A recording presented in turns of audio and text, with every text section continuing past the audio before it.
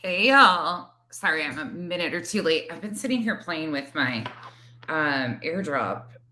I don't know what I'm doing wrong, but for some reason it's not working. Of course. So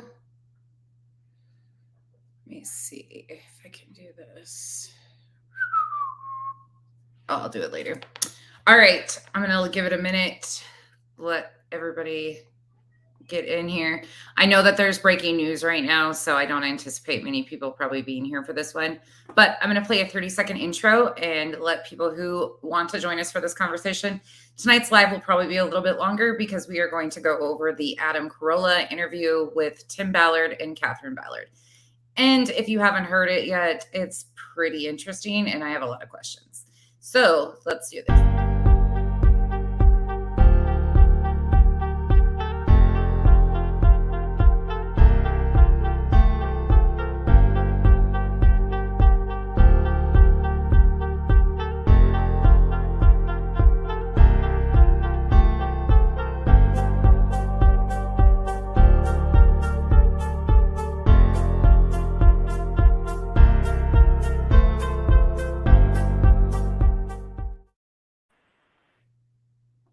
All right, y'all, let me get this pulled up here. Hey, T.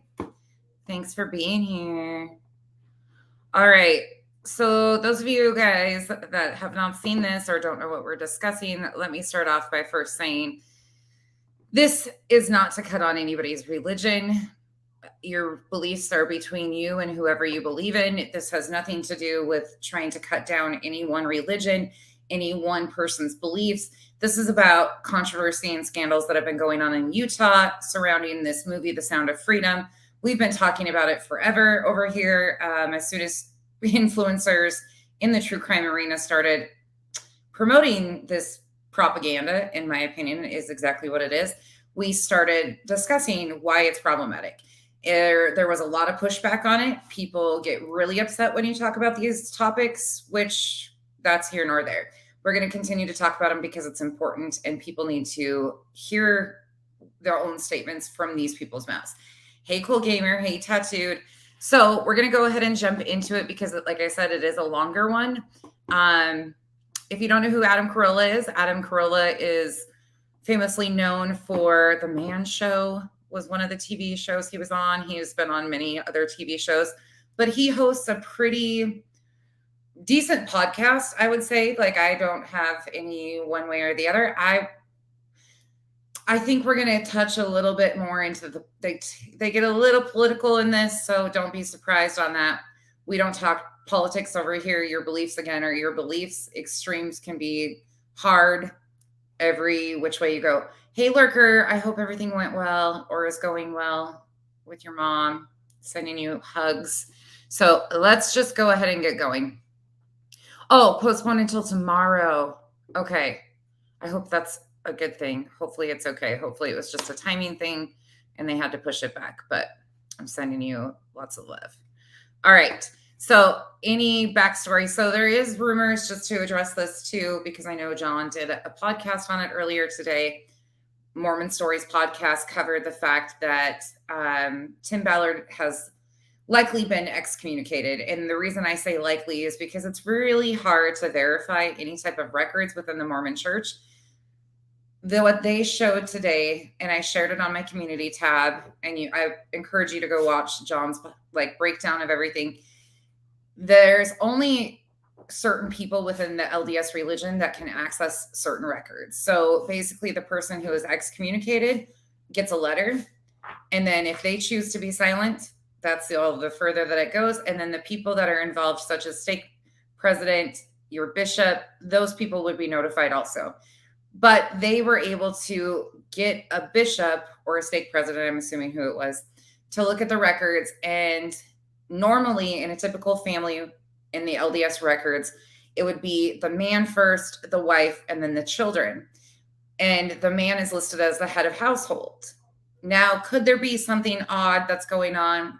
Yes, possibly.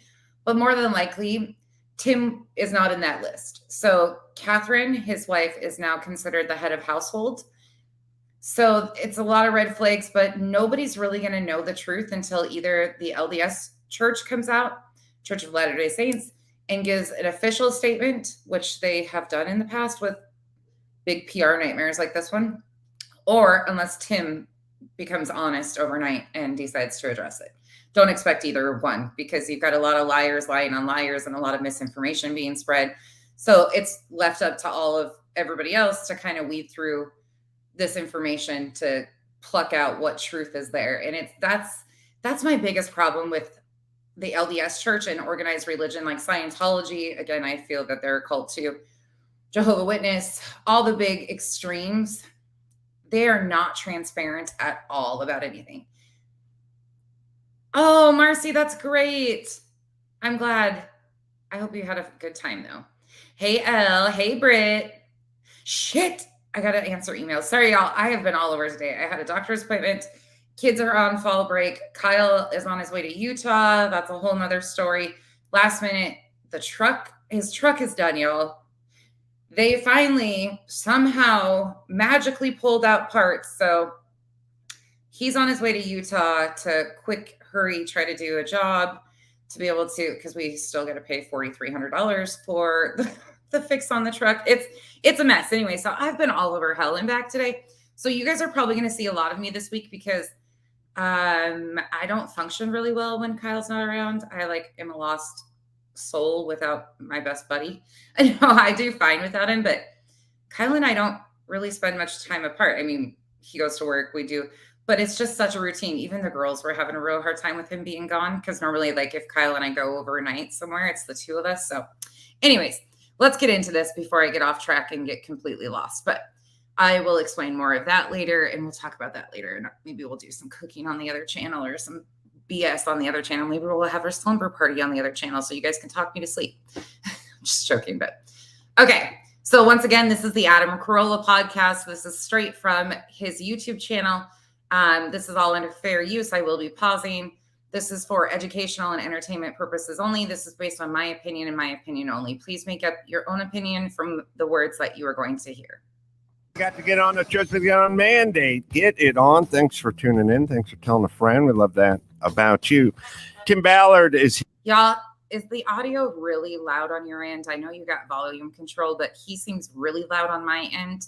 So if I need to tune it down a little bit, I can, because it does seem loud. And are your visuals okay? It's hard in this room because it's kind of dark right in this area. So let me know if your guys are good. Here, well, you've probably seen Tim make the rounds.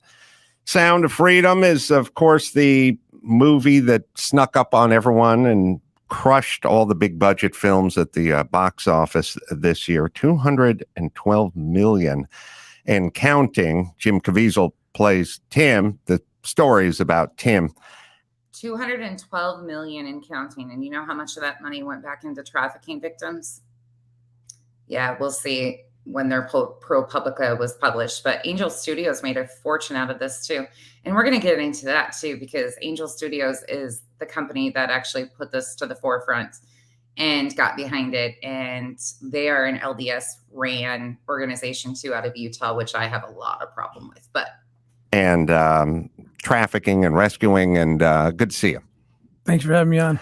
All right. So a lot of controversy involving the film, and then later on involving you, and we'll get to all that. But first, if you could just sort of walk us through the origin story here. Sure. So I grew up not far from here, actually, and eventually made my way to my first job was the CIA, and ended up working at Homeland Security, where I became a special agent and an undercover operator, working almost exclusively child crimes, child trafficking, infiltrating child crimes networks around the United States and internationally. In 2006, the laws changed and allowed U.S. agents for the first time to start going overseas. And we could start looking for kids that Americans were hurting.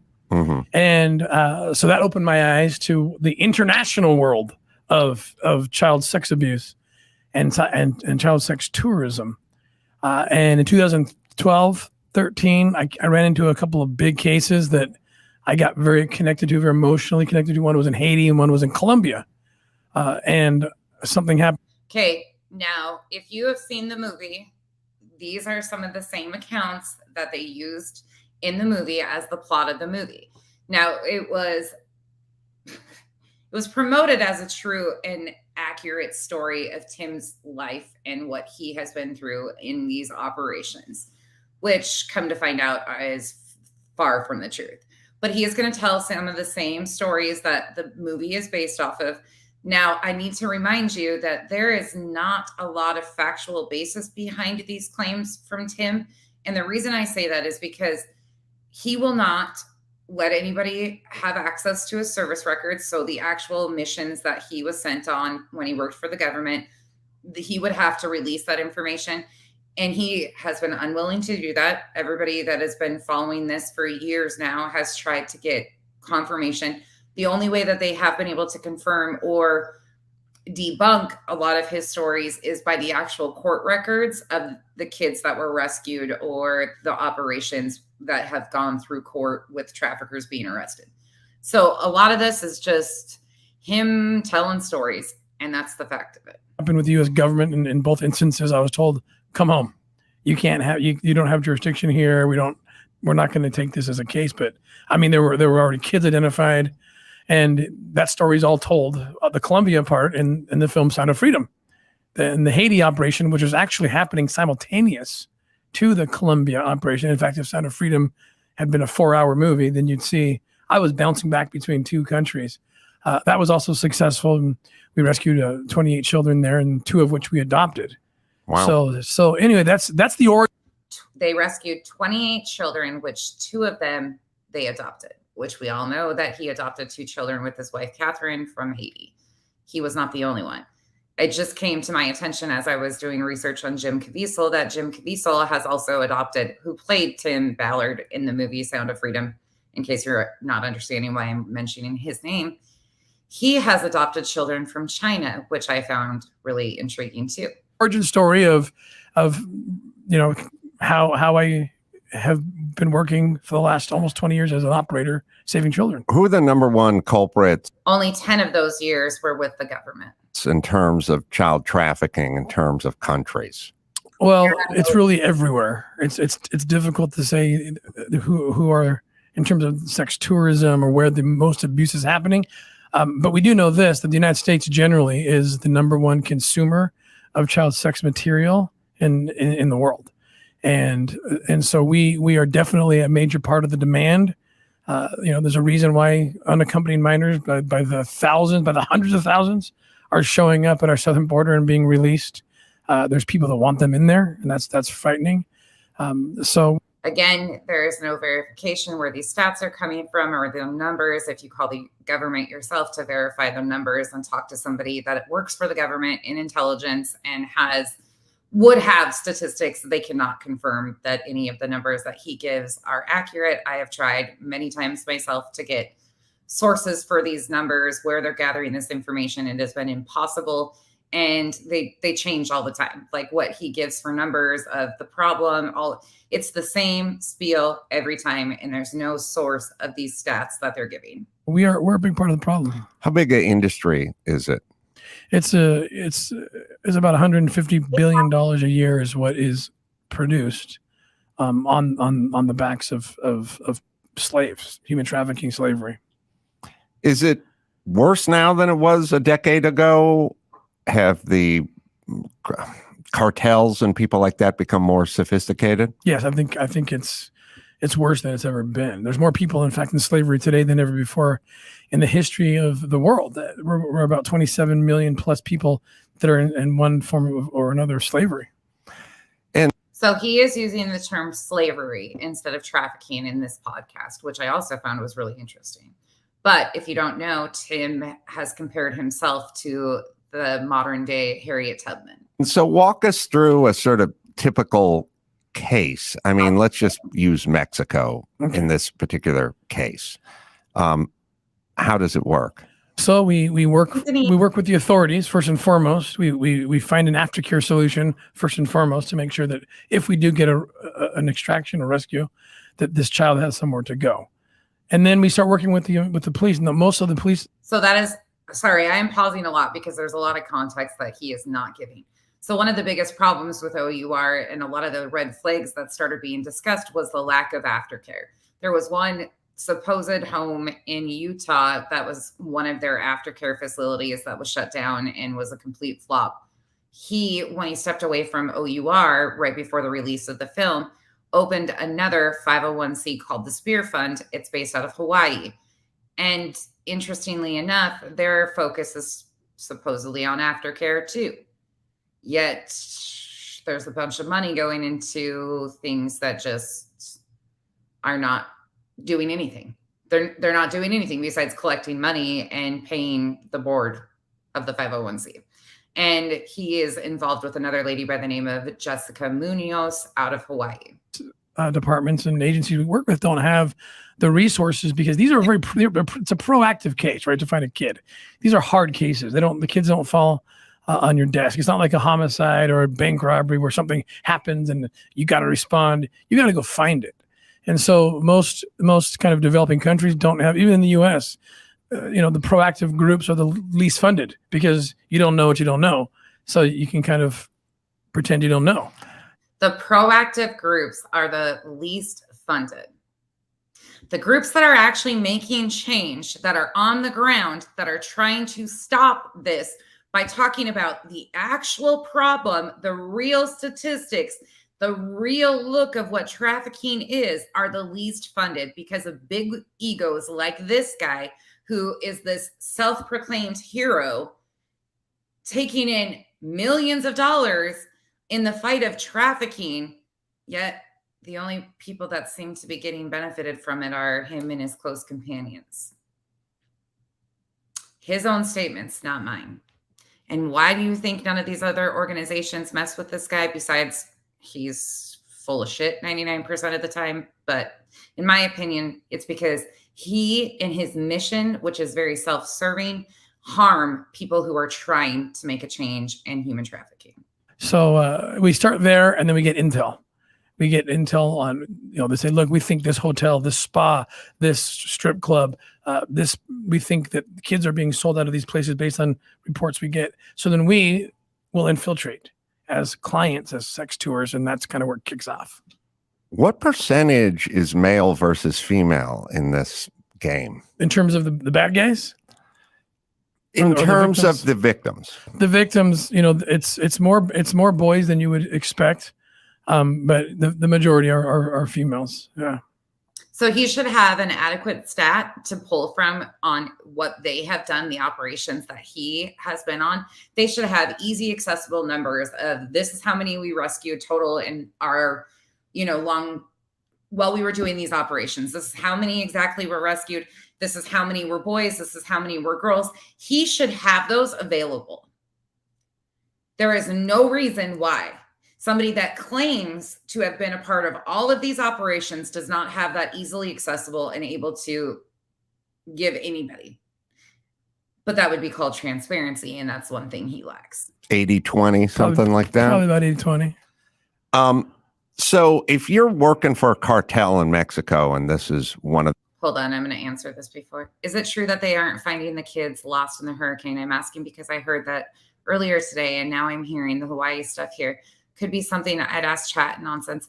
Villainous, the kids lost in the hurricane. Can you be more specific? I'm not sure if you're talking about which hurricane you're talking about. Maybe I missed something. I didn't hear that there was kids missing from a hurricane recently. Wildfires, I know that there's stuff in Hawaii. I also posted something on my community tab that I thought was interesting. The LDS religion, the LDS church announced during General Conference that they're building a temple 25 miles from where the devastating fires were on Maui. And I find that to be so opportunistic. Okay, villainous. Yeah, there's a lot of...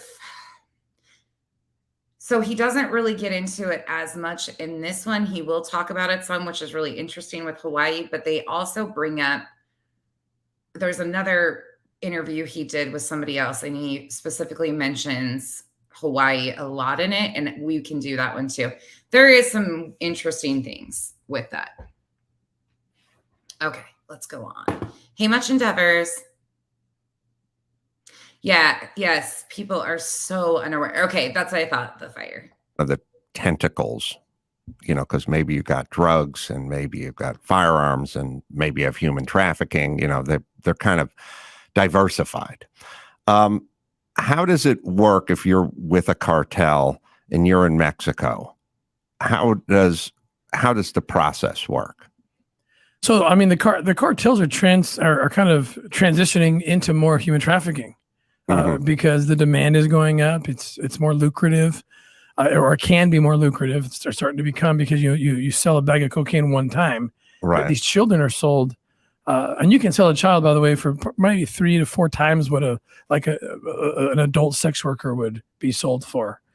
And so it's lucrative, and these kids are getting sold. I mean, rented out, whatever you want to call it, up 10, 20 times over a 24-hour period. So it's a very lucrative, enterprise. Again, factual information should be necessary for these question and answers. But he's just throwing stuff out there. He's not given basis. He said 10 to 20 times within a 24-hour period. That might have happened, but I don't think it's the common thing. And it's also not what they try to portray in the movie The Sound of Freedom.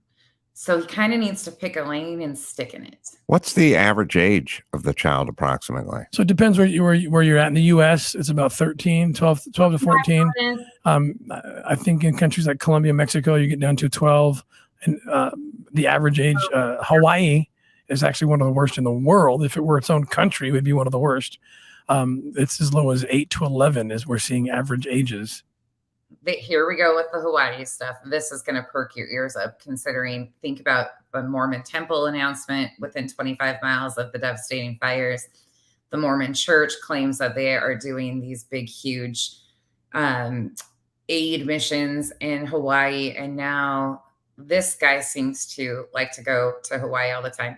And I think Tony Robbins owns a big resort in Hawaii, which is one of Tim's best buddies. I mean, there's just so much connection here. I'm also, just so you know, I am anxiously awaiting a statement from Tony Robbins. I reached out to his PR department hoping for a statement. I also expect one from Glenn Beck this week. Them two have been best buddies with this guy, so we'll see what happens. In Hawaii, believe it or not. So we're trying to do some work out there. How do you account for that? I mean, in Hawaii, people... Is it a cultural thing? Is it a tourist destination? That I was in Hawaii 2 weeks ago, saw a lot of tourists, but I wasn't in Bangkok.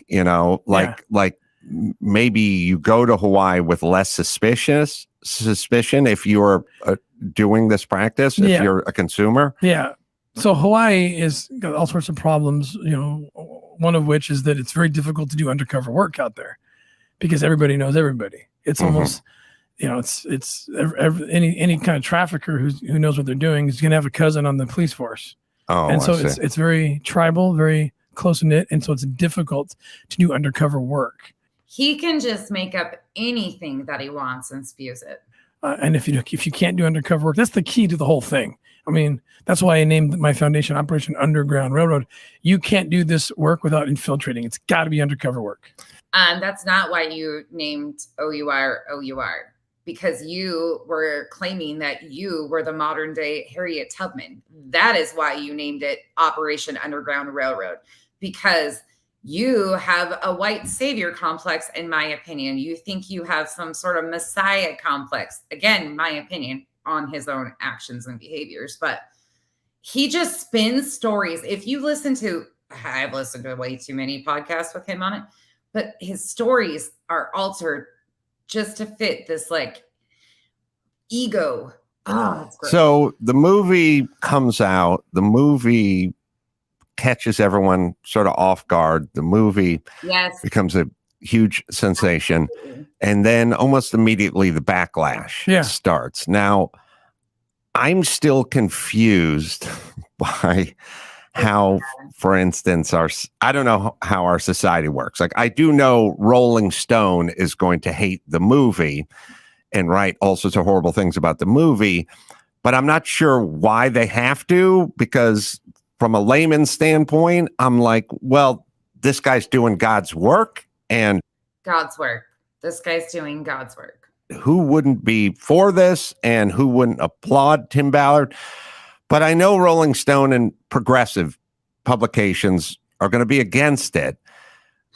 But is it just because the people who are involved are religious? Is it because they assume they're conservative, and then if they're conservative, they must be MAGA voters or something? Like, what is the inspiration behind the left attacking this movie, which there could be no, there's controversial subjects, saving kids of the world from being enslaved. Yeah. It shouldn't be one of them. But it shouldn't be one of them, but they have made it that. For most of us, we're not leaning one side or the other. We're looking at the factual basis of the harm that they are doing by making this into something it's not. They are actually harming trafficking victims by pushing this propaganda, and they are the ones that are making it a one side or the other. Child trafficking affects every religion, every race, every political party. It has no bounds. It is not a one-sided thing, and that's why they continue to do this, because then it's a talking point for, well, if you don't like it, then you are a pedo supporter. That is not the case whatsoever. I am far from completely left-leaning at all. And I have had a major issue with this from the release of this movie. You know what? It is actually controversial, and that's why they're doing it, in my opinion. When we did the actual operation in Colombia on October 11th, 2014, Rolling Stone and The Guardian and all those who are hating on the film, they did glowing reports about it. Right. Nothing changed. The story never changed. But 10 years later, when it's on the big screen, now there's a problem with it. The reason why it became a problem was because it was an operation of the government, not one sole man in his heroic fight. That it's a self-serving. This movie was made to make Tim look like a hero, when in reality, there were many other people involved in these operations. Tim is not no hero. He is the same as all the other men that worked on those operations. Why aren't they getting mentioned? Why aren't they having the same hero status? Because Tim made this into his own personal, I'm going to be a hero and then I'm going to run for office, in my opinion. And then the problems, of course, are all fabricated. It's this, it's QAnon, blah, blah, blah. And then it's not anything. It's a controversial topic because there's a movement right now. And I don't want to sound conspiratorial, but it's what I see happening. Children are being targeted right now. Children are being, in my opinion. Trigger warning, what he's about to say is probably going to bother some of you. Again, your political views, your religious beliefs are yours and yours alone. But he says some pretty egregious things. Enslaved in the name of being liberated by the left. They're being, they're given sex material, pornography. Really, I mean, in public schools. I mean, I could have. Any of you moms, dads out there, are your kids coming home with pornographic material from public schools? Anybody? Hey, Aurora, good to see you. Absolutely, much endeavors, 100%. Yes, I'm going to Brittany. We've got so many of these guys to get through, but Jim is definitely on the radar. I can't stand Jim Caviezel. He is just as grimy as Tim Ballard. I mean, he picked the perfect person to play him. Let me tell you that, like, spot on. Yeah, anybody can answer. Shopaholic, perfect timing. Have you seen kids from public school coming home with pornographic material? Because he just literally said that kids are being given pornographic material in public schools. My girls attend public school and I've never seen it. Not once.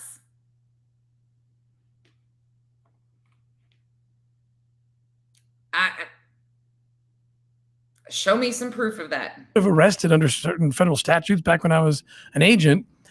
People could have arrested them for giving to children what teachers in California and other states are giving them. And then teachers in California are giving these students this material. And then you have this issue with, the trans voice, I call it, on these children. I mean, I have 9 children. I wouldn't let my 13-year-old consent to do what she's going to do on a Friday night, let alone, have genital, surgery removal. This is all puts children. This forces a conversation about what is happening to children. 85,000 unaccompanied minors, 5,000 or thousands of them under 5 years old, just in the last 2 years under the Biden administration, are lost into the belly. So, Sound of Freedom. 85,000 under the age of 5 are lost into the belly of what? Into the belly of what, Tim? He is just spewing random bullshit. Did you have Molly Golightly as a life coach there, Tim? It forces that conversation, and they don't want to have it. Right, and it forces a conversation about the border. Yep, and they don't want to have that conversation. So, you can tell. And who is making this a political conversation?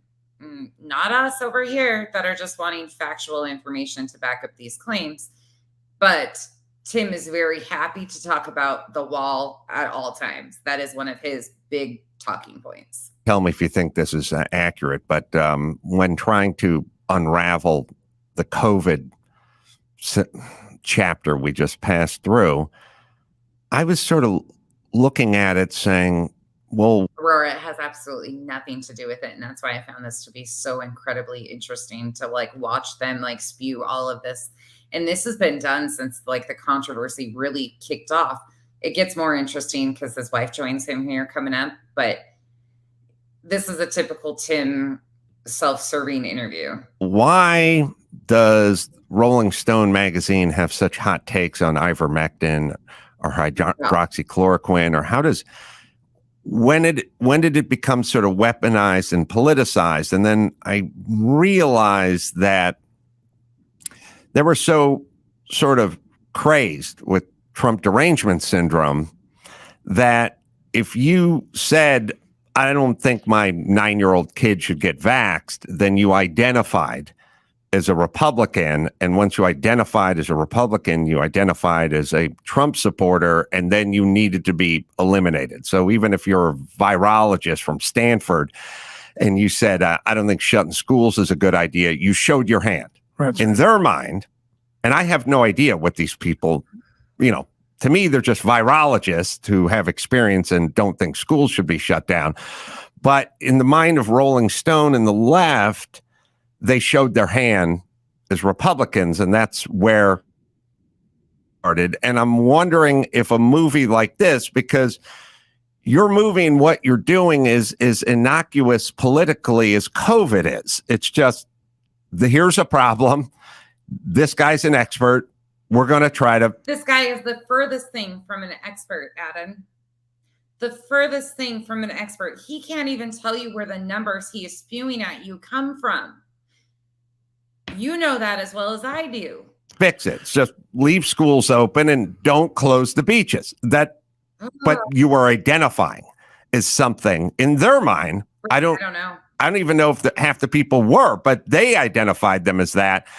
And then they went after them and they tried to deplatform them. Yes. It doesn't stay on politics the entire time. Please be patient. I know I tried to warn you guys that it was a lot of political leaning on this one, but it's really interesting how they try to make this conversation. They're the ones making it a left or a right-sided issue when it's a humanitarian issue. Human trafficking is everybody should have an interest in it. It is not a political, but this has been a talking point that he has tried to use to get his foot in the door with the political arena. He is supposed to be announcing his Senate seat. I don't know if that's going to happen now that the Mormon Church has denounced him. He's potentially excommunicated.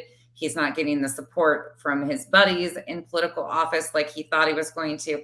I'm not really sure how this is going to shake out, but you got to remember that his hopes and his intention are a Senate seat run.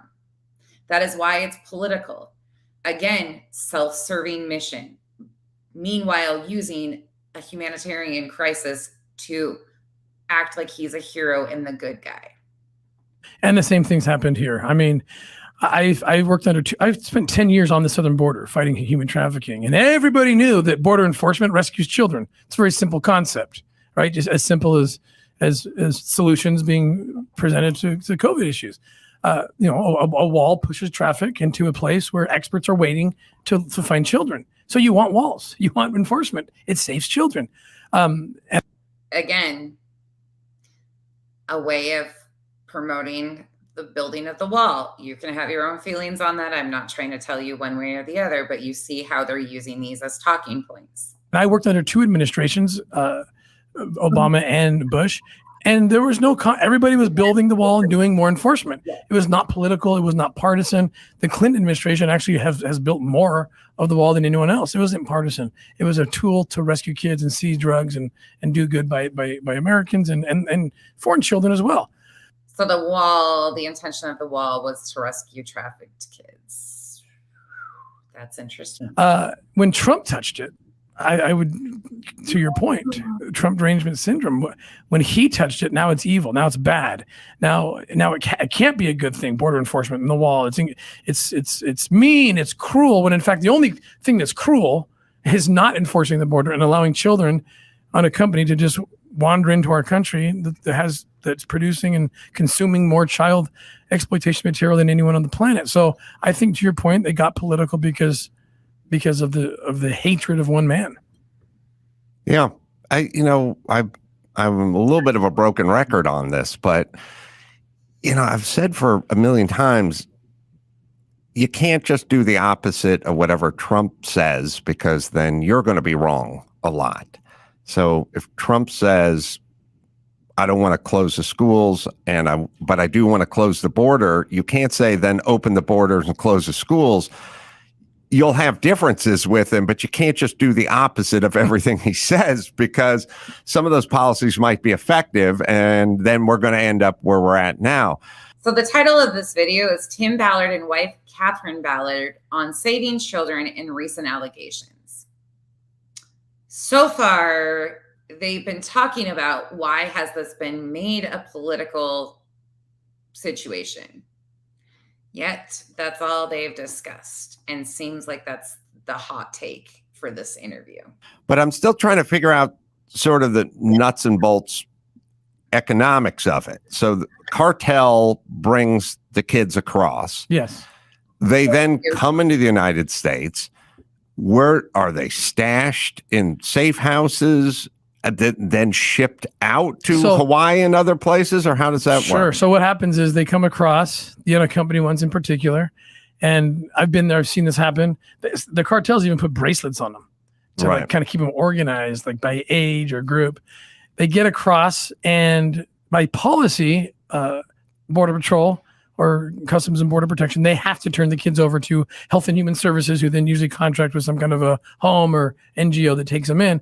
But the kids often come with a name, or someone calls in for the kids. That person's called the sponsor. Uh-huh. So the kids, they have to call the number.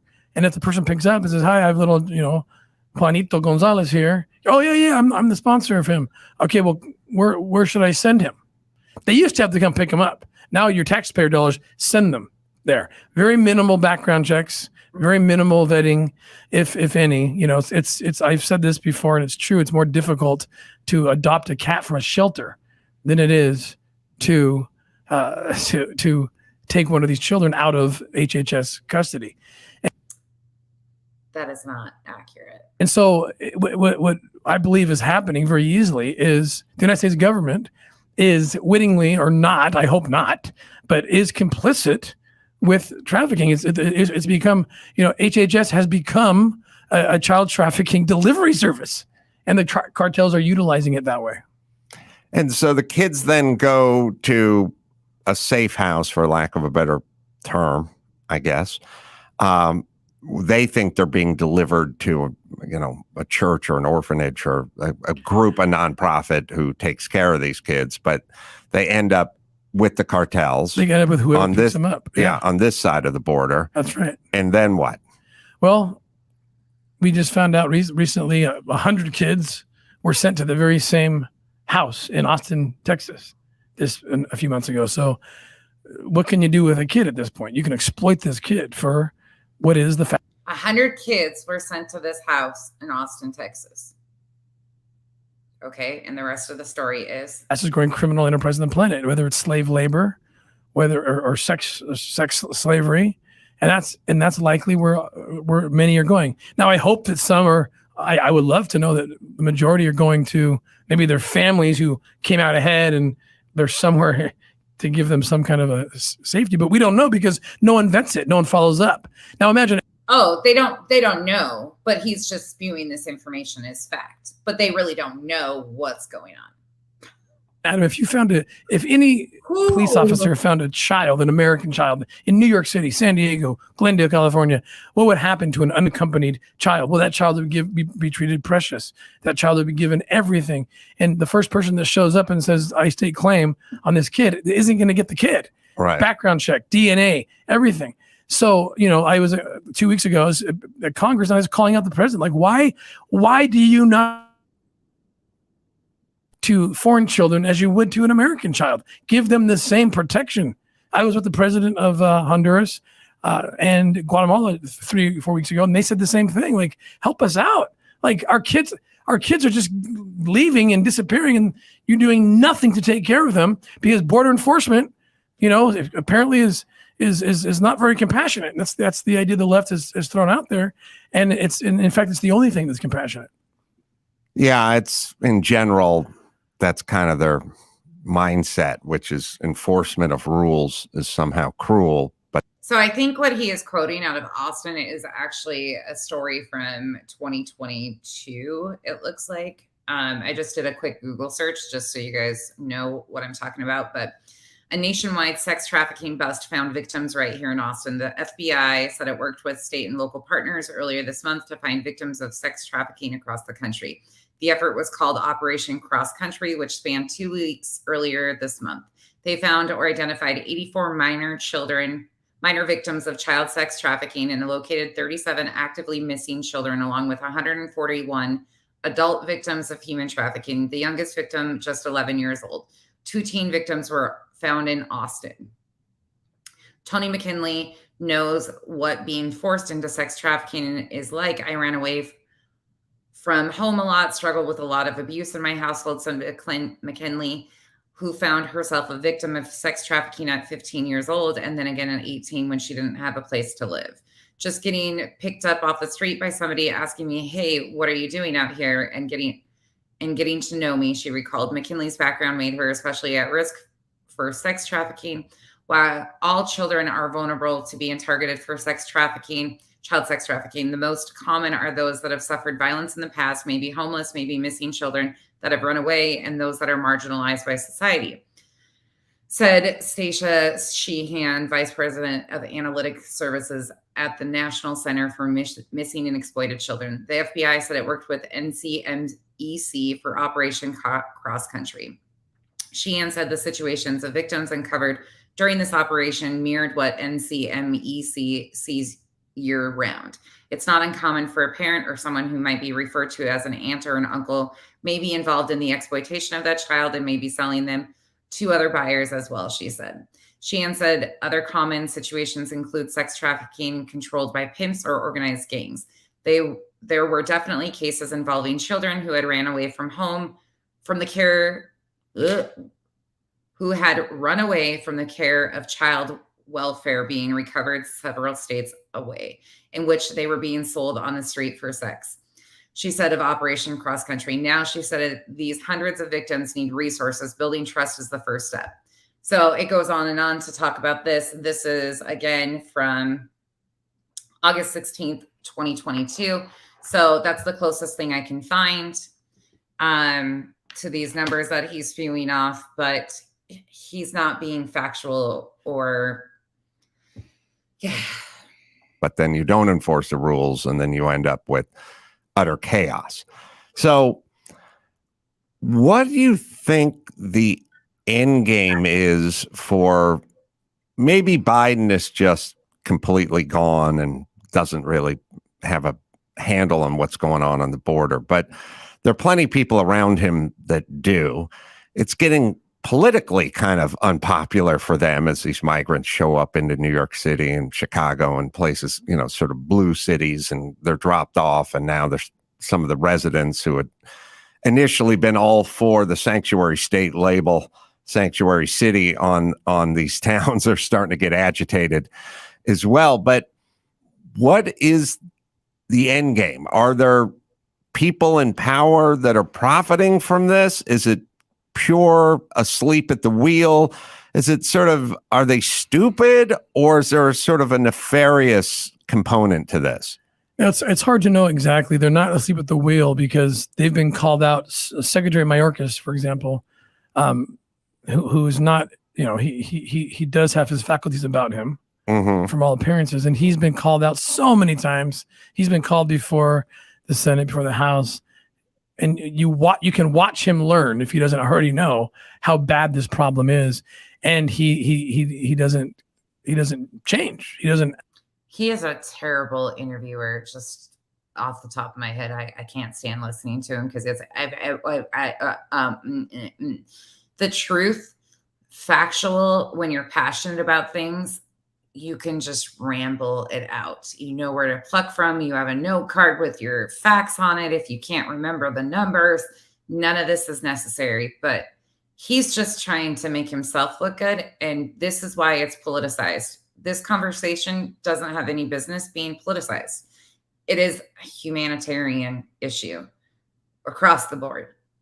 But again, Tim was told through a psychic that he had the blessing of Nephi, LDS religion, that he should announce a Senate seat run on the 10th of October. This is why this is politicized. This is why he's using this as his talking points. Again, my opinion based on what we're seeing. And so what is going on? Yeah. Could there be interest in labor? Like, hey, we want the cheap labor. Is it political? Hey, we're the Democrats letting you in, so vote D, and we're going to try to get you to vote whether you're a citizen or not. I mean, there's 9 million people that have entered in, I think, over the last several years. That could swing an election.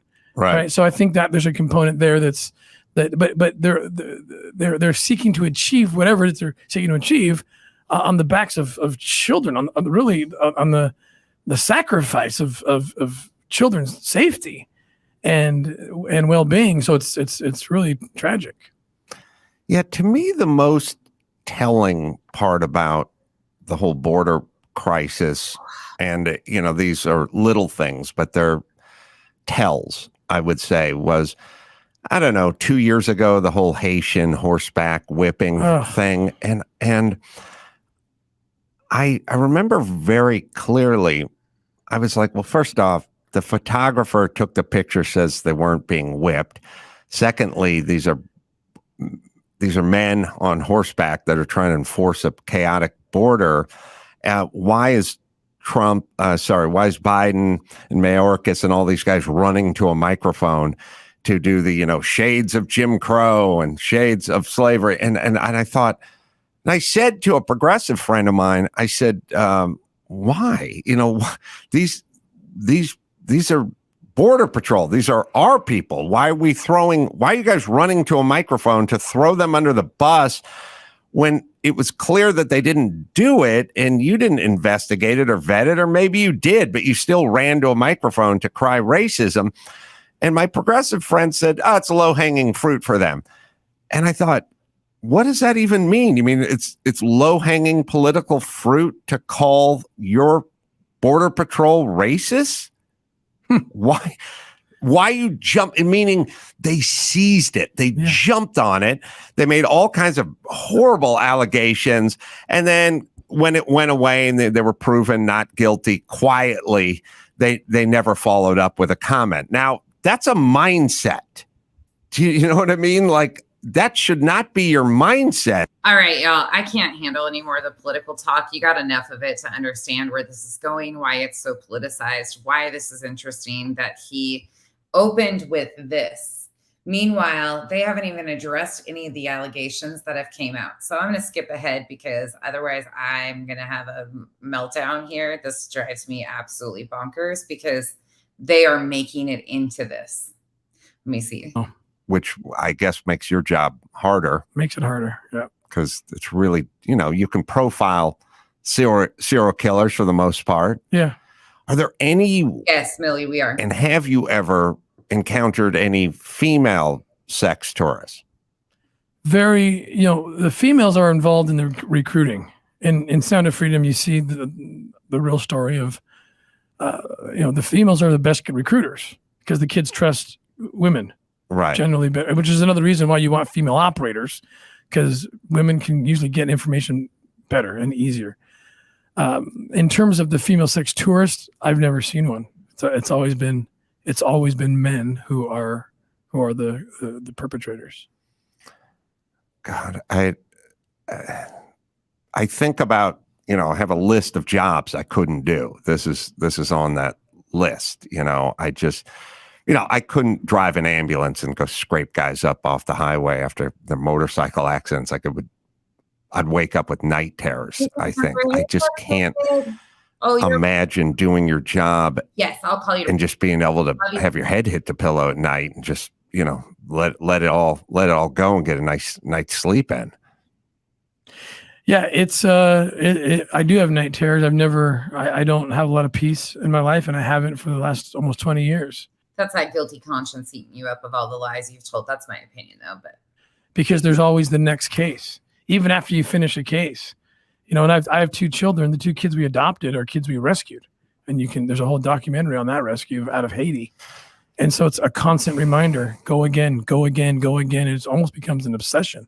How are those kids doing psychologically? Because I used to do a show called Love Line. I talked to people that were abused, molested, sexually, Wow. so on. And a lot of them just seem like they just got scrambled, and was so hard to undo that kind of trauma, I should say. And what you're dealing with is that times 10 or 100, in terms of traumatized kids. Is there a therapy that can undo that to some extent? This is a good question. Yeah, I mean, there are tools, and we employ all of them. My kids were very lucky. There are tools, and we employ all of them. Give us a list. He doesn't have one. The only case that I ever worked where it was a preventative strike. Again, the documentary is called Operation Toussaint. That's on Amazon Prime. We were out looking for another child, and that's what got us to the kids. And they sold us the kids, but we were the first who were to sell them, who bought them. Oh, so it was a very unique case because we were looking for another kidnapped child. Oh, of course, it was a very unique case. He was just able to buy those 2 children. It took a little time to, rescue these children, but they weren't actually trafficking victims because they were the first purchasers of these children. Doesn't that kind of sound like they went looking for children to buy, were able to buy children, and then somehow a bunch of their operatives adopted these children? Isn't that kind of exactly what they're talking about? I'm confused because that seems to be exactly what he's talking about. They're fighting against, but yet they set up that. Yeah. But for the most part, you're exactly right. It's a mess. They're rewired. Their heads are rewired.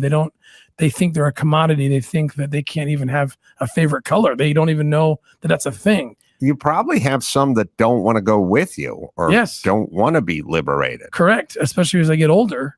Stockholm syndrome is a very real thing, and they know the trafficker as the source of all things, and they're afraid often to leave the trafficker's side, because the trafficker's already told them that the police are bad.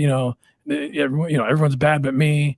So it's like the movie Tangled. If you see that movie, how the mother treats, Rapunzel. It's like it's this. You need me. I'm your life source.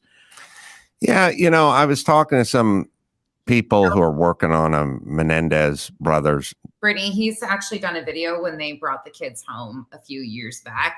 They are here in the States. They did a whole video. I think he says that it took them 4 years to finalize the adoption and be able to bring the kids to the States and everything like that. But there is actually on Tim Ballard Official, there is a video of them they shot a whole promo around this.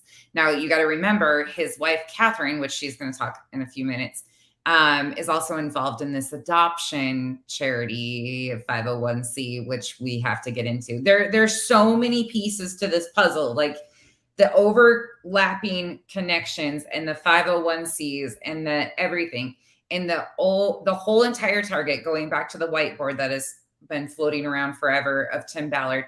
Everything is about making Tim Ballard this hero. All of these 501Cs that are connected to all these other wealthy people, all these humanitarian acts, all this stuff basically was to elevate Tim and Tim's success. TimBallard.com was the focus of that entire whiteboard with all of these other organizations off. So the adoption thing is a big thing. In my opinion, they're paying for kids, kind of like the same thing he's claiming that they fight against. Documentary the other day. And I said, I think a lot of the problem is especially back when they got busted and they were going through their court case, especially back in the day, when you talked about boys being sexually molested by their dad, most of the public just didn't have a taste for it. They're just like, oh, please, I don't want to hear about it.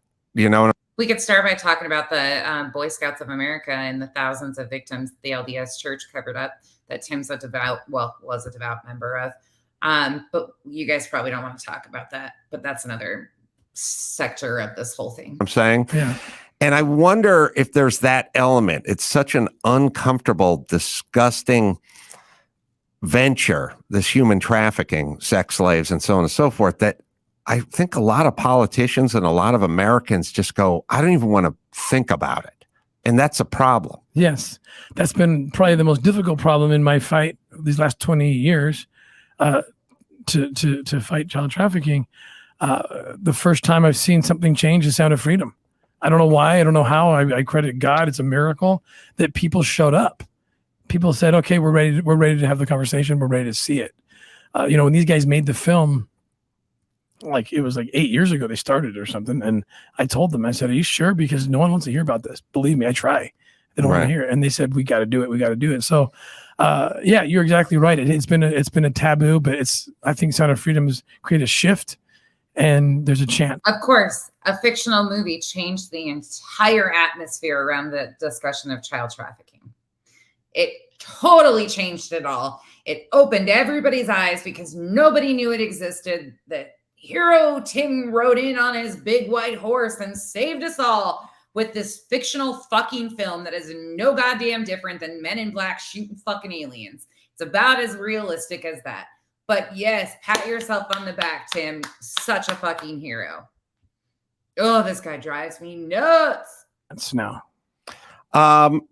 Any thoughts on Ashton Kutcher? Because he's involved tangentially in this process. He has a found. I like some of his interviews that he's done, but I felt this just completely it was south from this jump on this. And he had such an opportunity. He does take some of it coming up, but I didn't know his leaning or anything like that. I was really hoping for a non-biased interview question and answer session. But again, that's never going to happen with him because he's got too much to cover up and he's got to have somebody that's going to guide him with the questions so he can spill all of his nonsense and not get himself in trouble. Foundation that tries to help kids or some of the same situations you're talking about. He recently got canceled or had to step down from his organization. The people that are out there doing God's work that you're trying to get to step down as a society, it just, first off, you guys should get the keys to the city for what you've been doing, not forced out of your role as X, Y, and Z. What about his victims, Adam? So this is what pisses me off because the allegations on Tim had already come out that there was at least potentially 7 victims of his, and they have completely skirted over that entire discussion whatsoever. Yet that's the topic in the title of this podcast was Tim Ballard and wife Katherine Ballard on saving children and recent allegations. It drives me insane. But do you know Ashton? Do you speak? Have you done work with his organization? I've met him in his. Yeah, we don't even need to talk about Ashton because he also co-signed for Danny Masterson, who abused and raped multiple women and is going to prison for that. I mean, his organization is called Thorn. It's amazing. They build digital tools to help law enforcement find and rescue children. And yeah, I can definitely relate. It's the hardest part of this job should be finding the traffickers and finding the kids. It's not. It's hard. That's not the hardest part. The hardest part is fighting the good guys back home that want to say you're not doing good work. There's something wrong with your tactics. It's so incredible to me. And kids are getting hurt in the process as they continue to break down the vehicles, that are responsible for rescuing children. It's a bizarre thing, this whole cancel culture. I'm always curious what the Rotten Tomatoes score is for a movie like Sound of Freedom. I think we could probably have our guys find it, but it's always telling to me when the audience has it much higher than the critics. I don't know why. Again, I don't, it's sort of like when that singer came up with that Richmond, north of Richmond, or whatever song, oh, good. I love it when I'm right. But I don't know. I knew that guy would be attacked by the left. I just don't know why. He's a guy who singing a song that's heartfelt about this country. And of course, it had to be destroyed. I don't know why I have to take it off the screen, by the way. They put it up on the screen for a second and a half and then removed it. This is why. Probably not a great strategy.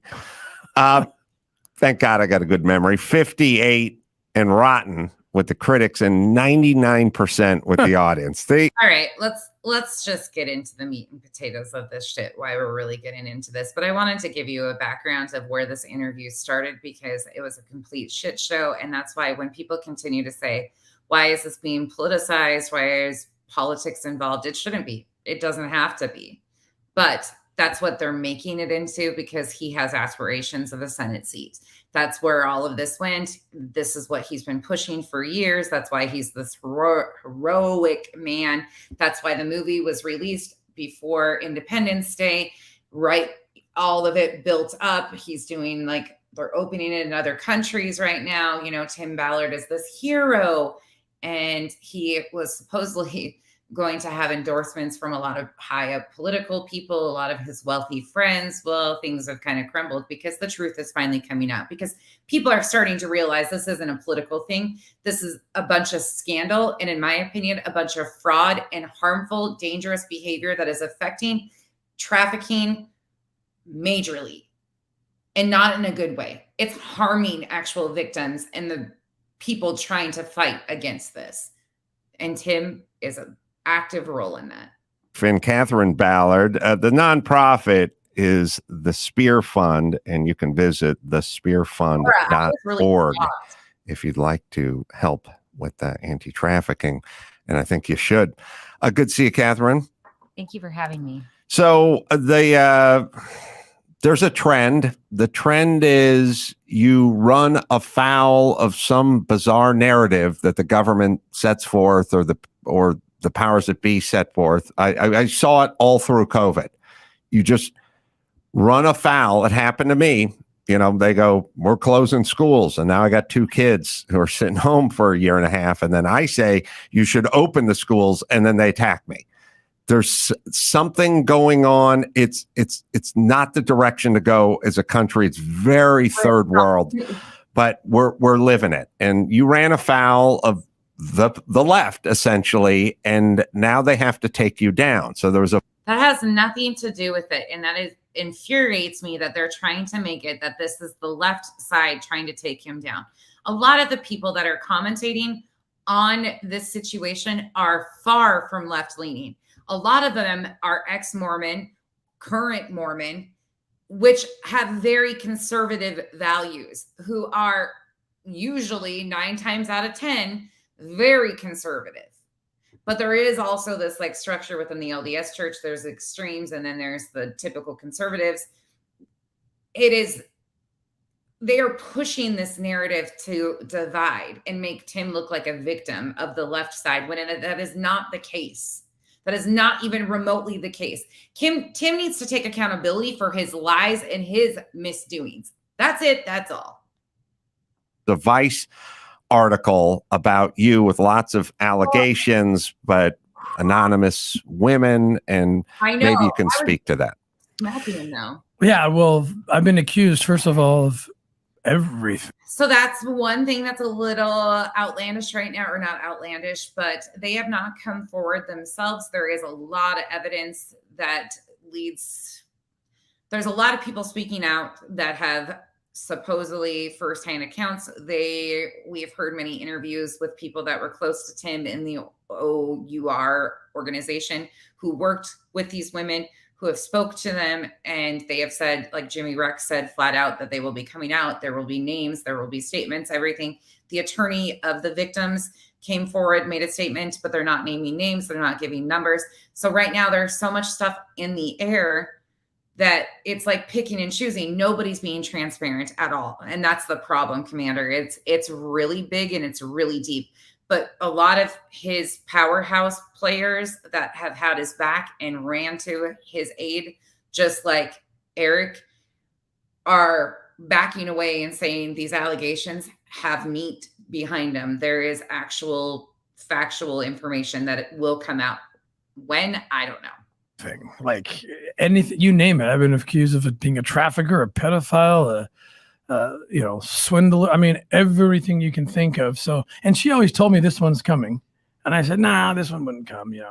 And yeah, it's allegations that pertain to. We talked about an operation, how we protect ourselves by having female partners, and we've rescued hundreds of kids doing that. And so the timing is so interesting. I don't know who these people are. They're still anonymous. The people making the allegations. People making the allegations. I mean, I've talked. We have. How many wives have you had in these operations over the years? Well, I'm not the only operator. So there's roughly 5 to 6 that I have seen work with different operators in different operations. And I'm talking to all of them. In fact, so 5 to 6 women that work with other operatives. Meanwhile, other operatives say that they've never been a part of any of this couple's ruse or anything like that. So that's a pretty narrow field, and he is stuttering all over the place like he doesn't know who these people could be. Granted, they were operatives chosen by OUR because of their ability to go into situations like this. Something's not jiving here. They're doing videos right now, and they're posting saying nothing ever happened. This was completely professional. We rescued kids. Absolutely, Commander. Innocent until proven guilty, but I'm going to tell you right now, this guy is nothing but a fraud, and that is my opinion based off of everything else I know. He is absolutely dirty on all end, and I believe victims over a self-serving, chauvinistic pig like this guy. I will believe the victims every day of the week and give them space and grace before I ever give a piece of shit like this grace, because there's millions of dollars that have also been funneled into his organization that seem to have lined the pockets of a lot of people and not helped with the trafficking. And a lot of their big donors are very upset. Kids and so forth. So it's a lot of it's very confusing to me because the numbers don't add up. I don't know who these people are, what the number is, and because there's only a handful of women who have ever done this. That's correct. It's a very small pool. Very so true. if there's 5 or 8 and you've spoken to them and they're not making the allegation, then who are these women who are making the allegations? That's the question that we need an answer to. And what's in it for Vice? Well, they've been after me since the beginning. I mean, these guys are after me. The very first hit piece they did in 2020 on me had to do with the most ridiculous thing. I testified before Congress about the border wall, and I mentioned the story of a girl who we rescued herself, but she had been trafficked through Liliana border, a wall-less section of the border, and ended up being raped for years in New York City. And she rescued herself. I wrote an op-ed how she rescued herself. I testified before Congress how she rescued herself. But in a Fox Ed op-ed that I wrote, I said that we helped her out of her hell. Okay, and that was written contemporaneous to the other testimonies I gave. And they said, look, Tim Ballard's taking credit for rescuing her when she rescued herself. And they knew darn well that I had clarified. They did a whole story just on that. So that was 2020. They've never let up. We got to find something wrong with this guy. And I think it has to do with the fact that I showed up with Trump. Yeah. Well, you said if we built a wall at the Mexican border, then that would help this horrible process that you're involved with. And then they heard wall, and now it's you and Trump, and now the Trump derangement kicks in, and now you must be taken down, even if your motives are to save children. That's right. And every story, no matter what the allegation, it seems like there's a picture when I was brief. They continue to target the Vice News, Salt Lake Tribune, KSL, the Deseret News, Lynn Packer, American Crime Journals, all of these reputable journalists, some LDS, some of the LDS church own, who he was buddies with some of the presidents and the apostles in the LDS church up until just recently, have all came out and done stories on all of this misconduct and potential allegations that are coming out. But they want to talk about Vice because Vice is one that throws out stuff that they don't agree with. I just can't. I can't with this shit. They are ignoring everything else and going for one thing. Oh, it's just Vice's personal attack on them. Briefing Trump in the White House. So once you have that picture up, then the left or leftist, I'll say, I would too. Say anything you want now, too, right? Because he's sitting next to Trump talking to him. Yeah. So he would never allow it, though. I guarantee he would never allow like somebody to be in person with him. He gets up and walks out of interviews if he can't control him. It would be really interesting to see one of these guys, though, do a body language analysis on his interview. I would love to see that. The allegations were you showed them a picture of your tattoos and your underwear. And insisted on sleeping in the same bed with them and showering with them and things of that nature. Can you address that? Yeah, the picture is so funny. I have it. I'm talking to my team, so I'll show it to you. It was taken by the tattoo artist. I'm completely asleep on a couch with my hands and arms propped with pillows. And it takes hours to do this. It's like an actor, like a movie. I have tats all over my body. So I'm in my underwear and I have tats on my leg. I'm asleep. It takes hours. You got to lay there for like a couple hours while it dries. It's a henna tattoo. Oh, it's a henna tattoo. Yeah, it's henna tattoos. I'm getting ready for an operation. So the tattoo artist named Katie, who she's done a video, we haven't posted. She took a picture because I have to go back many, many times in that cover role, in that role. So she took a picture while I'm asleep. It wasn't sexy. It wasn't anything. It was just to take a picture. And then she sent it to a couple of people and said, hey, keep this archived so that when Tim goes back into this case, I can redesign it exactly the same. We can't be off here. And that's the entirety of the picture. That's it. But according to other operatives, there would never be any contact or any type of situation that they would ever be in a position of being naked in front of a trafficker, trafficking victim, anything of that. There would never be any situation where they would ever even be in close proximity to see these tattoos that are above his penis and on his upper calf. There would never be that opportunity, according to other people who have gone on these operations with him. They say that that's not even necessary. They just get proof of existence. They see the girls and there is no hands-on anything. So how does this tattoo story even make sense? It would make no sense whatsoever because he would never be in a position of ever being nude with a trafficking victim. Ever. So can we see that picture? Sure. Well, tell your team to send it to our team and they'll put it up. You'll see it. I mean, yeah. So this is the kind of nonsense that, again, you just have to, I don't know. It's a new world order. We have to just deal with this on a daily basis. So you would get tattoos as part of the role, part of the character that the kind of guy who would be into this would be the kind of guy who had tattoos.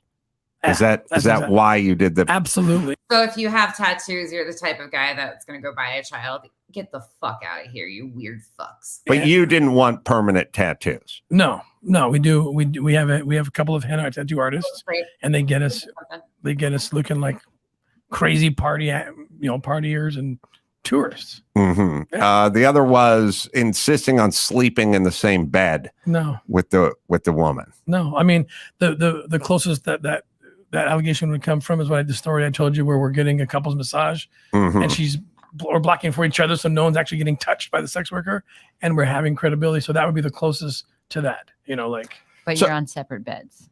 Yeah, you're on separate tables. Yeah. But how would? But that's with a female operator, not with a trafficker. So you wouldn't need to do the operator because she would be a part of the ruse. So she would have knowledge that these tattoos were fake and all of this stuff. None of this makes a fucking bit of sense. Would it work if you're posing with your wife and you come into town? Do you have to stay at the same hotel? Do you have to stay in the same room? I mean, you never know who's watching, who's talking. Right. It makes a certain degree of sense, even that you sleep in the same bed. Yeah. I mean, it's a little iffy, but what I'm saying is you definitely wouldn't check into the local hotel and then just go, you go to the right, I'll go to the left, because the guy behind the counter may call in and these guys aren't staying in the same room. So this is all thought out well in advance, and we get hotels that are. You notice how red he got during this part of the conversation? That goes back to the body language expert. I would love to see one, because to me, he turned 5 shades redder. Weeks. Or there's multiple people renting a house. And so, because we have to be careful, it's true. They could be watching us. Okay, are they still a couple? They're going into a hotel. Where are they going? So I have logistics guys on the ground that they'll either get hotel rooms that are suites and they're in there already. And, I'm always hanging out with someone else. Like, oh, my buddy's traveling with me too. Right. So, yeah, I mean, we consider ourselves undercover the whole time. And we'll go into what we call the sting house. And usually we do Airbnb because that's easier. And we just go in. And so if they see us go in, and there's 5 bedrooms in there. Right. And she knows he's lying. Look at the way she's watching him. She knows he's lying, but she knows where to fall in line, because according to him in a Tony Robbins interview that he did previously, that we will get into also, he claims that Katherine wanted him to stay a part of this operation when he worked for the government because her salvation was on the line. Basically, Tim being a good guy was her salvation. Totally fucking weird. But to me, she knows he's full of shit, but she's just got to go along with it.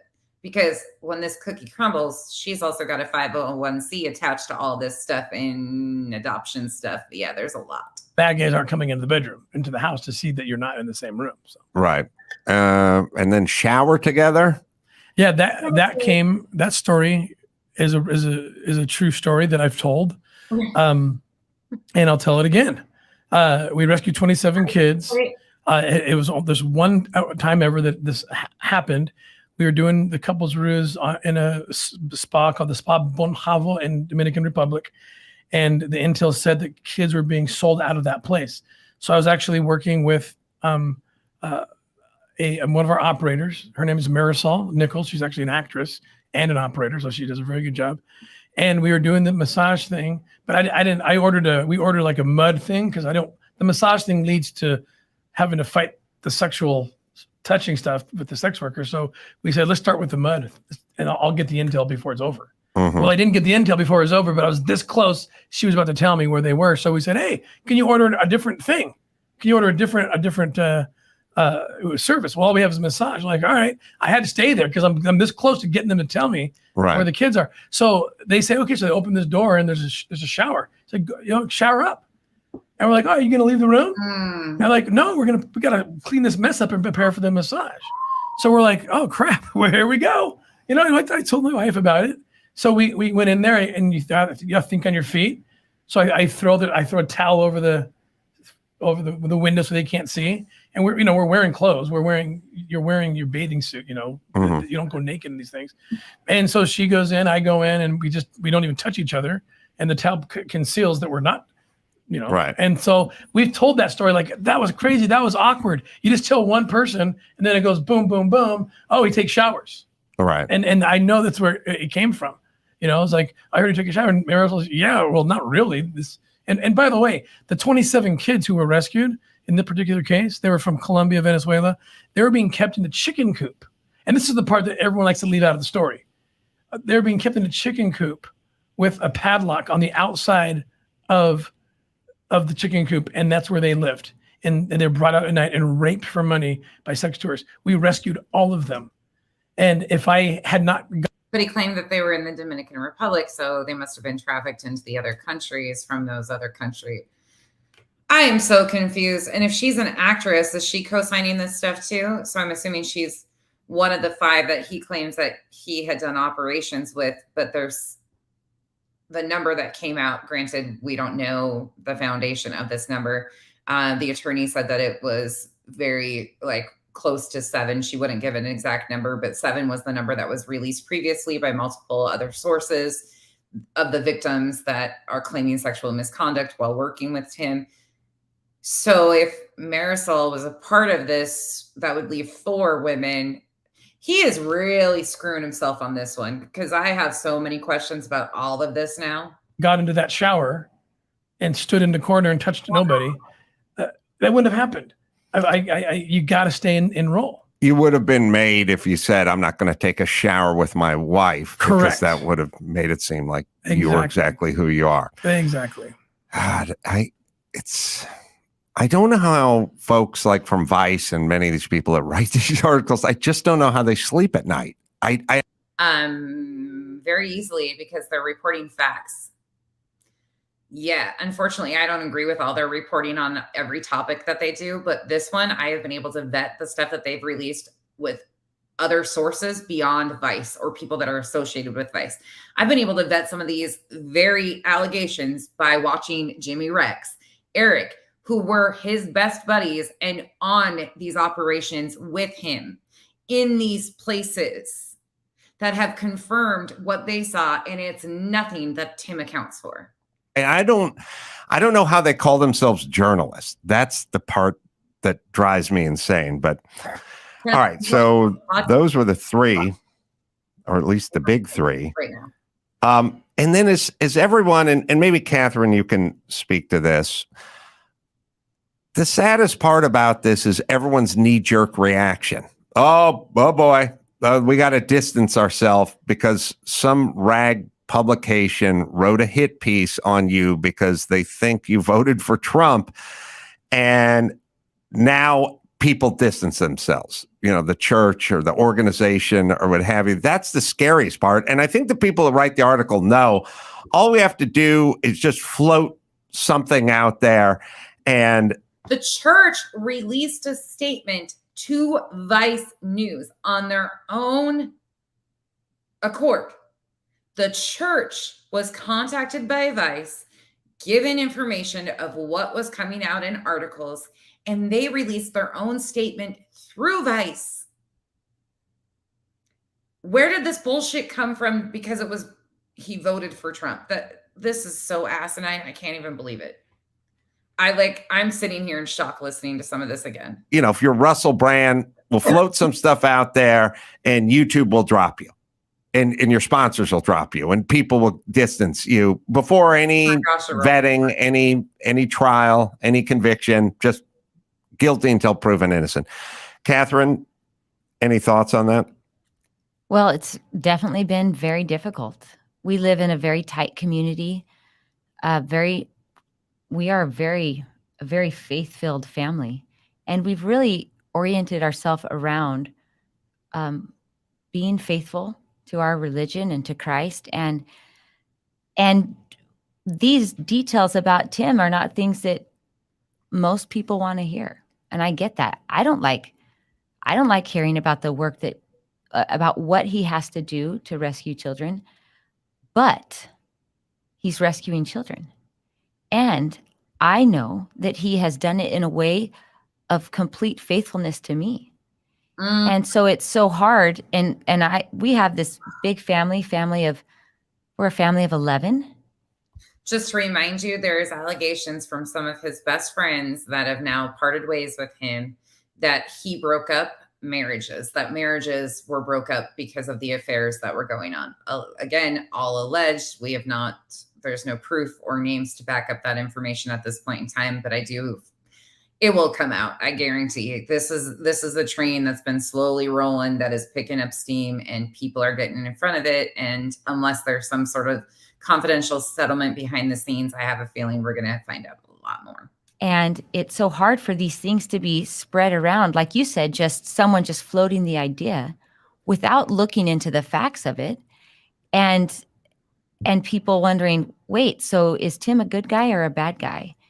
And fortunately, we have so many friends and so many people that are behind us, but it is out there. Those statements are out there floating these allegations against Tim, when in reality, he has worked so hard and dedicated so much of his life to rescue kids and remain completely faithful to me and to God. I think we have that picture ready. Does someone have it? Well, I heard it says on my screen it's ready. I'm not embarrassed by it. I mean, there it is. Oh dear. Sorry, Catherine. I mean, look at my eyes. Zoom in on my eyes. I'm completely asleep. Right. I'm laying there for hours. Right. And the person, itty bitty, teeny weeny. I mean, hey, to each their own. I find him completely repulsive, not attractive whatsoever, not my type. I don't like fake, phony, egotistical pieces of crap, in my opinion. But by the way, joder in Spanish means fuck up, and you sure fucked up, Tim. person taking the picture is Katie, and she's took it and sent it to a few of the operators who and say, hey, keep this archived. So I'm going to go back in undercover with that. Luckily, this case is dead. Right. This particular case led to the rescue, by the way, of many children who were being beat up and raped by these Dutch pedophiles in Mexico and Ecuador. Huge case. I think Adam might have just kind of had the light bulb go off when he saw this picture and is kind of like, I think there might have been questions that just came because he kind of went silent and kind of like. So I had to keep going back, and they only last a few days, right? The henna tattoos. So does that look like I'm doing some kind of a sex pic? No. Does that look like a sexy pic I'm sending to someone? No, but does it look a little like Hunter Biden at his worst? A little bit, just shades. Not trying to draw a comparison. I'm just saying there's a slight physicality there with the beard. That's all. So yes. It makes complete context. Yeah. There's context to this, and it makes complete and utter sense. Yeah, you have a big heart on your right thigh made out of barbed wire. It's the kind of thing that these guys would help. And that's look, and look at when you're getting the massage, you're doing the. So because you have a tattoo, that means you would be. This is the most ridiculous, immature bullshit I've ever heard. Treatment. They see this, they're like, "This guy's crazy." That's the F word in Spanish. Oh, above your groin there, Timmy. Oh, sorry. He always washes it off before he comes home. I do. I don't like this side. I don't like this. No, side I don't let her. I feel bad she's saying this because I take time to. Sorry. But a bad guy sees something like that. And Quit the freaking innocent act, Catherine, because we know that this is an act. Bullshit. If you only knew some of the circles that they run in Utah and who they run with, they're some of the craziest party animals, wild. Yes. Oh, yeah. I've made 1,000,000 miles right there with them. Well, what you're looking for, and you can take the picture down before Catherine has to lose her cookies into the trash can. You're looking for tenths and percentage points. Every little thing adds up, from the car you pull in to who's playing your wife to do you have a tattoo? I mean, it all adds up to a number, and you need that number to work. That's right. So any edge you can get from even a piece of jewelry to a way you say something to, if they offered you a drink, I don't think you'd go, no, I don't drink. You'd go, yeah, give me your best tequila, or whatever that is. It's all part of it, right? Yeah, I mean, I don't drink, so I actually look. I've been doing this for so long. I'm really good at it. Mhm. So I don't, I even have little things like because they're watching, but I'll order like a rum and Coke with the can. Mhm. And my operator buddy's like, dude, who cares? But, just do what you know. And I was like, why not? I can do this just as easily. I take a sip, then I take a sip of the Coke, spit it, and then I throw the can away. Oh my God.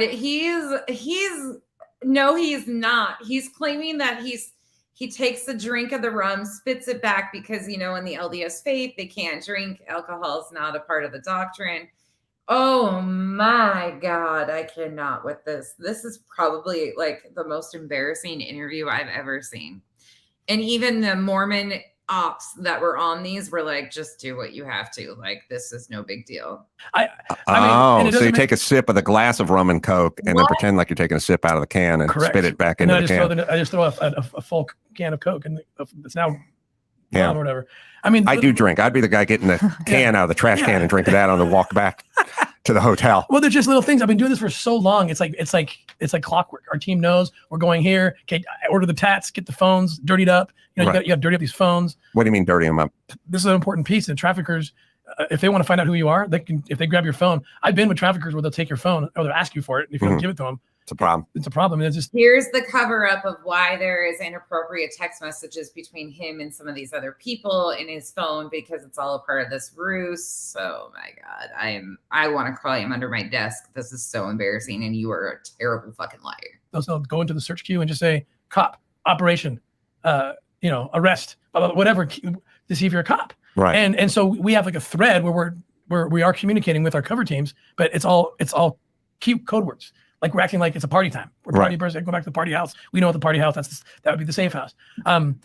Imagine if I'm with my wife. Let's just say it's. And I've asked her many times, will you come on operations with me? Because and she doesn't have that in her to do that. No. But imagine if she's my wife in operation, and then the trafficker takes my phone, and let's say her name is whatever, Kelly, her undercover name. So they're going to look at that phone and look at, hey, let's see how Brian talks to Kelly. Are they saying, hey, we got to meet with the DA's office tomorrow, or are they being? Is it like sex touristy, sexy? And so I literally have a team that will preload my phones, and so they'll have like weeks before the operation. So the conversation didn't just start yesterday, when we met the traffickers, and they're like, oh yeah, these guys are they're twisted sexual people. You know what I'm saying? So that can be used against me. Like, oh well, look what he wrote to me. Yeah, I think there's a psychological dynamic. I think from a lot of people, but you can tell me if you've given this some thought. I think this is like a high schooler getting caught cheating on their girlfriend. That's what this is. All of the cover stories of why there's inappropriate text messages between him and these people, why there's this, why there's that. And the reality is there would never need to, if you were good. I'm so tongue-tied because none of this would be necessary because they would never be in those positions. Holy shit. I think there's a certain percentage of people that hear what people like you are doing and they go, he's into this somehow. Yeah. Like there's something compelling him. He's I don't know if he's doing it, but who would be attracted to this? Not any normal person. I wouldn't be attracted to this. So there's some reason he's attracted to it. There's something going on there. I think that could be some of it with some people. Have you ever given that any thought? I think that this is just such a horrifying world. And if you didn't know about child trafficking, the very idea of it is horrifying. Oh my God. How could someone do this to a child? And then you hear that someone is rescuing them and you're like, oh, great. He must be the most perfect, amazing, heroic person ever. And then someone floats some of the tactics that they have to use in order to rescue. And like you're saying, it's like, well, wait a minute. That doesn't look clean. And like he's sitting at a library, reading good books, and then he rescues a child, like that doesn't jive. That looks dirty. What he's doing looks dirty. So he must be a part of this dirty thing. And I think you either are the most naive, dumb blonde I've ever seen, or you're just playing the good wife, the good LDS wife of say what you're told to say and go along with it, because this whole thing crumbles. That goes your millions of dollars that you have made by being his wife. Then you are potentially ousted by the family and friends, all of the above. So she's got a lot on the line here too if he goes down, because but come on, honey, you ain't this stupid. This is called Look at how red he is again, too. Like, I just realized that. Can you guys see that on your screen? Let me go full screen for a second. This is ridiculous, but look at how bright red he is. Like, he is turning redder and redder and redder. Is it a little hot in there, Tim? I think that I can understand that. I mean, I don't like looking at the pictures. He likes to send me pictures of him in the wig, and it's just like nasty to me. I don't even recognize him because What's the wig for? Wig is just more cover. I mean, my disguises got better and better because I was still doing media before Sound of Freedom. I was still, I'd be on Fox News or doing different things, and so we had to up the disguise, and we ended up getting into. And I dyed my hair to the point that I think I wrecked it. Yeah, it's still not the right color. Yeah, it's never come back. So then we got into wig. So yeah, I mean, the disguise just got better and better. And he looks like a sicko. Yeah, he looks like a sicko, and anyone looking at that would think, isn't that kind of funny how it's so easy for him to play that, Catherine? Don't you think that's a little awkward? Well, I know what undercover work does. So Tim must participate to a certain extent in the name of rescuing children. But the truth is that he hasn't. And the movie is awesome, and they've done such a good job. But one of the things that they really misrepresent is the team that Tim is always surrounded by. In the movie, it looks like Jim Caviezel and maybe a couple guys, and it's just him. And then he goes out solo, and that is never the case. They go in as a huge team. There's multiple couples. There's support groups. There's couples. There's tons of police, local law enforcement. So that's a part that no one's thinking about as they float these accusations. They're thinking about Tim as Jim Caviezel just being out there solo doing his own thing, and he's never alone. He's never alone. So the future, He's never Tim, alone. Politics. What do you think? And does the notion of you floating out that you may want to take Mitt Romney's place, is that, you think, the cause for some of these hit pieces by Vice and other publications? Well, the timing was certainly interesting. I was back in Congress, testifying before Congress about the border wall. And I did call out the president by name and I asked, do you not care as much about foreign children as you do about American children? I believe you do. So let's treat them, I made a big deal about it. I testified before two houses in Congress that week, and it did leak that we were prayerfully considering a run for the Senate. And it was 5 days later, all this hit. Right. That's the new world order. So sad. But the sad part isn't what. That had nothing to do with it. These allegations have been spewing in Utah for years. People knew that these allegations were coming out way before any of this Senate stuff got. Tim is not the victim. These allegations have been floating around forever. People have been talking about this. Like they've said, there was marriages, supposedly, allegedly, because I don't have names to give you to back that up, but marriages fell apart because of these affairs on these operations and stuff. This comes from his very close circle of people. This isn't like, oh, they don't want Tim in office, so they're going to come out with a smear campaign. This train had already left the station way before. These have been floating around, and they've been trying to verify him. Go to Lynn Packer's page, and you will find years of reporting. And Lynn is ex-LDS himself and is one of the most factual, to-the-point journalists, and will break it down of what there's proof of, what there's not proof of, what the allegations are, what they've been able to vet, all of the above. What Vice is doing, the sad part is the scared people that are going along with it. This has all been my COVID theme. It wasn't what Fauci and the LA Times doing. It's what are all the citizens doing? That's the part that scared me. Well, not that you need me to tell you, but you're doing the Lord's work. The Spear Fund is where you go. The spearfund.org is where you go. And Tim, Catherine, thank you so much for coming in here and sharing your story. It was illuminating. And of course, Sound of Freedom, probably not in theaters, but VOD, you can go rent it, get it on demand. It's run through Latin America, it's hitting Europe next, and at some point it'll be, I don't know the deal with the theaters, but at some point it'll definitely be available streaming. So. All right, we'll take a break. We'll talk to legendary, well, it's a boxing commentator. All right, y'all. That's thank you, T. I just wanted to highlight some of this because this is unbelievable to me. Like, to watch this stuff and realize the timeline of events and how it all has been going on, and they're acting like this just came out of the blue, that it's just this attack on him, that they came out of the right field. They didn't know anything about it. let me be very clear. People have been reaching out to Tim for comment for years. He knew all of the allegations that were being leveraged against him. He knew exactly what was being said. He was asked for comment on it numerous times by numerous organizations. All of this, like, there's so much of this, y'all.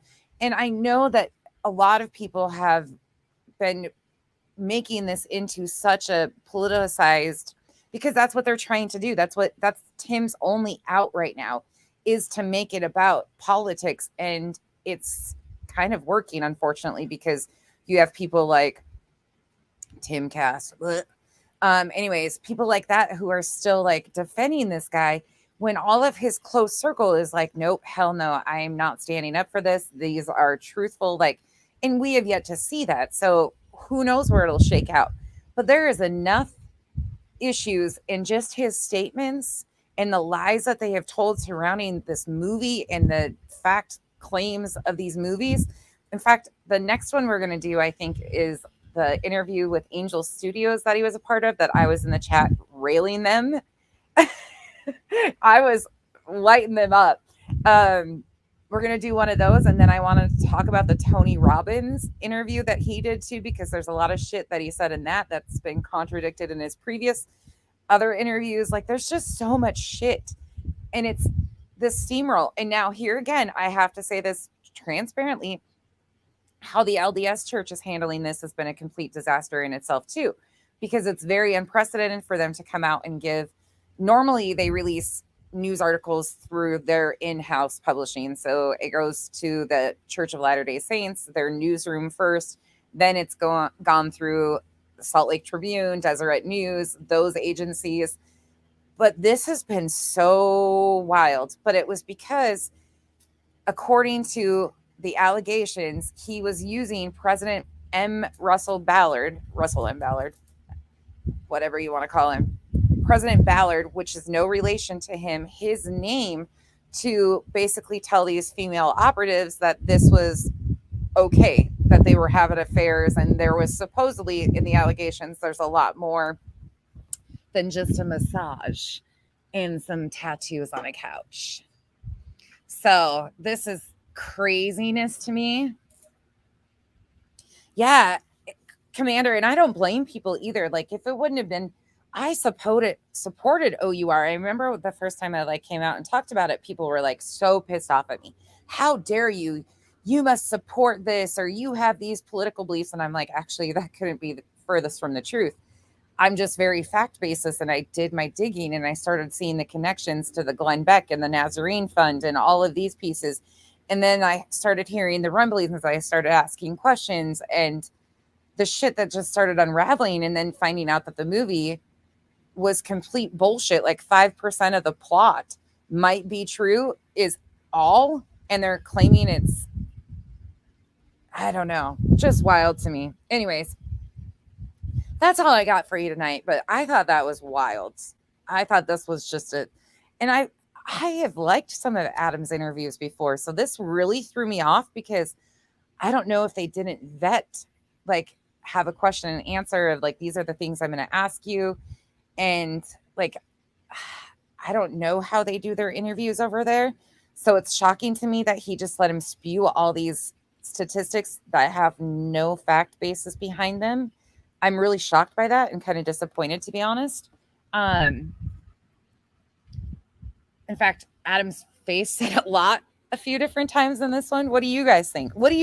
Tell me your takeaway from this. Sorry, I'm outside again, so the wind's probably going crazy, but I had to come smoke because this shit just drives me nuts.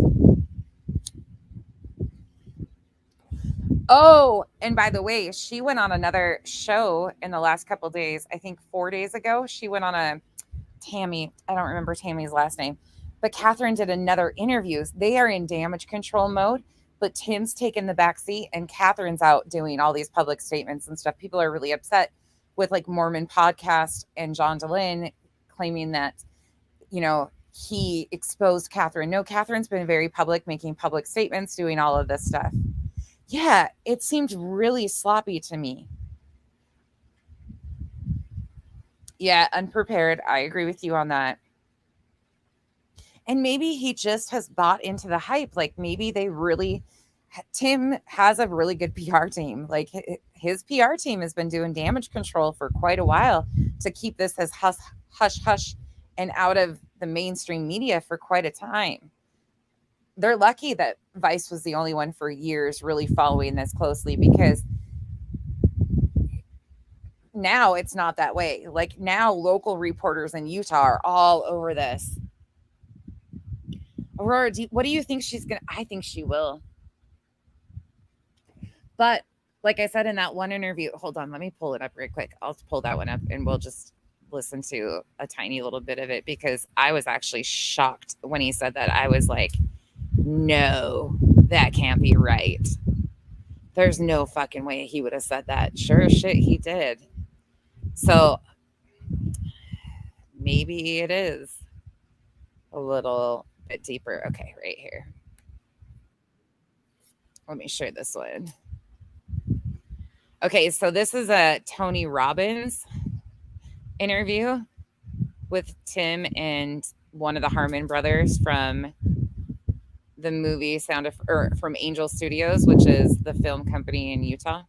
Yeah, and thanks so much, Tony. You've been such a great friend, great supporter. You are our largest donor to date. You really are, and your community as well. So thank you to all of them and your audience. And so this film depicts a real live event, a real event that happened to me and my family when I spent 12 years in the government as a special agent, undercover operator, 10 years on the border, and I got involved in a case in Colombia that. Okay, in all fairness, he's really red in this interview too, so maybe he's just a shade of tomato. I don't know. Maybe this is a fake tan that turned red instead of orange. I don't fucking know, but he's pretty red in this one too. Maybe it's every time he's like asked to be truthful, he turns red. I don't know. Required me to kind of push the limits a little further than I was probably supposed to. Got myself committed emotionally and otherwise, and I was told, come home because there's no jurisdiction here. We're not satisfied with the amount of evidence you've provided, and we're running out of money, and come home. And I was devastated, because I knew that if I stayed, we could finish it. And I called my wife, and she says, you're not coming home. Yeah, you're staying there. And I said, what? I mean, I thought it was a good idea until she didn't agree with, I thought it was a great idea to stay until she told me I had to stay. I thought she was going to give you the out. Yeah, she'd be like, hey, come on home. Come on home. I had to quit my job. That woman is very special. I would have, but my wife just wouldn't let me. And I'm like, what are you doing? You're not reading the right lines here. And then I fight. So then I start fighting my own position, arguing with her, and she ends the debate. And this didn't get into the film because they were trying to salvage my reputation, because I would have looked really like the coward that I was in that moment. But she said to me, these are a direct quote. She said, I will not let you jeopardize my salvation by not doing this. I will not let you jeopardize my salvation by not doing this. I think that's going to play a role in how this plays out, to be honest. I really do. Because if that's accurate, granted, we don't know, this is just what he's claiming, but that's a pretty heavy in the LDS.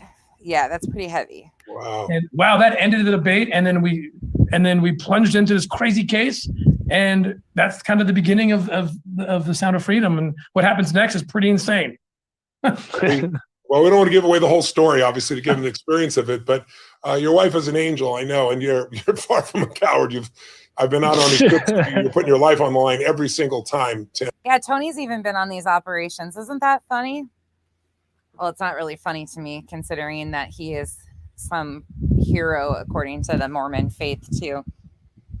Anyways, that's about it for tonight. We'll get into this one at a later date, because that's a whole lot of shit. That's a scary angle. Look at that. Look at my double chin, sir. I don't even know what to say. Like, this shit just gets wilder and wilder and wilder. The more interviews I watch, the more I'm like, what? Aurora, which one? They all are very unintelligent. The Harmon brothers drive me freaking batty from Angel Studios too. Oh my goodness. They make me want to drink, and I don't drink either. I mean, I'm going to stop that because I look crazy at this angle, but Thank you guys for sitting with me. I know this is a really heavy topic for a lot of people, and it's really like the faux pas topics that we're not supposed to talk about, religion, politics, and all of the above. But hell, right, Commander? That's what I'm saying, y'all. Like this is some shit. Thank you, Commander, for sitting in and listening. Some of you guys that haven't been watching these, I appreciate it. I do have some other videos if you want to see like the Jimmy Rex one. Either you can just go to his page too. The Jimmy Rex is a very good first account and probably more factual based than anything else. I don't really care for Eric at all, so I'm biased when it comes to that because he did a whole lot of stuff previous to all this shit. So I'm not really a big fan of his to begin with, but Jimmy actually I feel like was probably the most honest of everybody so far. Supposedly it's being rumored that Glenn Beck and his team are preparing statements and will be talking about their departure from supporting Tim. I don't know if that's true or not. I guess we will sit and wait and see what comes down the pike. Any questions you guys have for me? Yes, I do. It's called Utah Controversies. So it's got some of the couple ones I've done on the 8 passengers and most of these ones. I need to add the other ones that I did about the Sound of Freedom way back when, because I started talking about this shit months ago.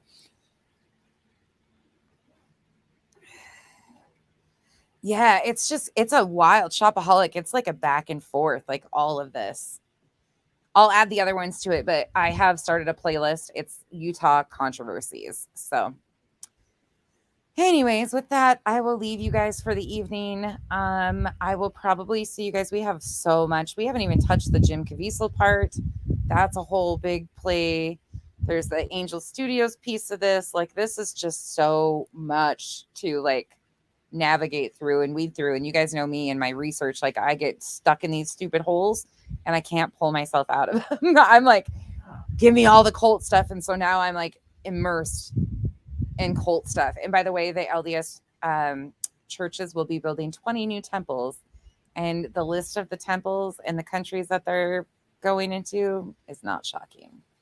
Not at all. I hope you guys all have a wonderful rest of your night. If you are in bed, it's time to hang up the phone. If you fell asleep to me rambling, I don't want to scare you when I shut this off. Oh, shit. Hold on. Let me see one more thing. I'm trying to do this. I made an outro finally, and I was going to roll out the outro, but for some reason it won't airdrop to myself. Okay, I'll do it tomorrow. Thank you guys for joining me again. I hope you have a wonderful evening. Goodbye.